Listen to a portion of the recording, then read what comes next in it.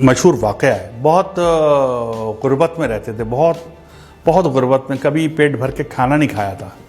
एक दिन वो अपने बिस्तर पे बैठे हुए थे तो उनके पास एक फरिश्ता आ गया। उन्होंने पूछा आप कौन? कहते हैं मैं रिज़्क़ तकसीम करता हूँ लोगों में। ये उस दौर की बात है जब बात हो सकती थी। उन्होंने कहा मेरी ज़िंदगी में कितना रिज़्क़ है और कितना रिज़्क़ है? उसने कहा तुम्हारी ज़िंदगी में सिर्फ 10 रोटियां हैं बस। अब पूरी ज़िंदगी अब 10 रोटियां हैं, तुम्हारा रिज़्क़ इसके बाद नहीं है। उसने कहा क्या आप वो 10 रोटियां मुझे दे सकते हैं इकट्ठी? मैंने कभी 10 रोटियां इकट्ठी नहीं देखी, मुझे तो कभी एक रोटी पूरी नहीं मिली।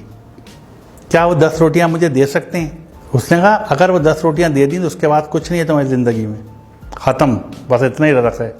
उसने कहा मुझे दे दें, मैं जानूँ मेरा काम जाने, मैं आखिरी ख्वाहिश पूरी हो जाएगी मेरा रोटियाँ। उन्होंने 10 रोटियाँ दे दी और चले गए सोच के कि अब कुछ दिन बाद इनका इंतकाल हो जाएगा, कुछ भी नहीं बचेगा इनके पास। चंद माह बाद एक दफ़ा गुजर रहे थे वहाँ से, वो उन्होंने सोचा कि मैं इसका हाल देखूँ कि वो अब तक तो मर गया होगा।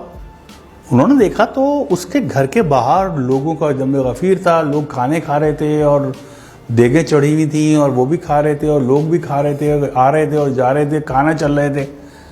उन्होंने बहुत हैरत हुई इस बात पे, इनकी ज़िंदगी में आखिरी 10 रोटियां थी, इस बात को महीने गुजर गए और आज इतना लोग खा रहा है। उन्हें हैरत उनसे पूछा कि भाई तुम्हें तो 10 रोटियां ज़िंदगी में आखिरी थी, ये रिज़्क़ कहाँ से आ गया? उसने कहा यार तुम जो 10 रोटियां दे के गए, मैंने 2 रोटियां तो खा सका, बाकी 8 नहीं खा सका। मैंने वो 8 रोटियां लोगों में बांट दी। जब वो बांट दी, अल्लाह की राह में बांट दी, अल्लाह किसी का कर्ज नहीं रखता।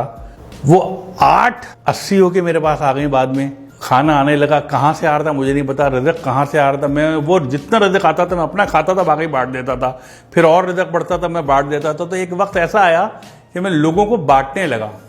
तो ये जो बांटने की सिफत है ना, ये बहुत बड़ी है। शेयर कीजिए, लोगों में शेयर कीजिए, लोगों को दीजिए। कुछ भी है आपके पास, जो कुछ है दे दीजिए लोगों को। अगर आप कुछ जानते हैं, लोगों में बांट दीजिए।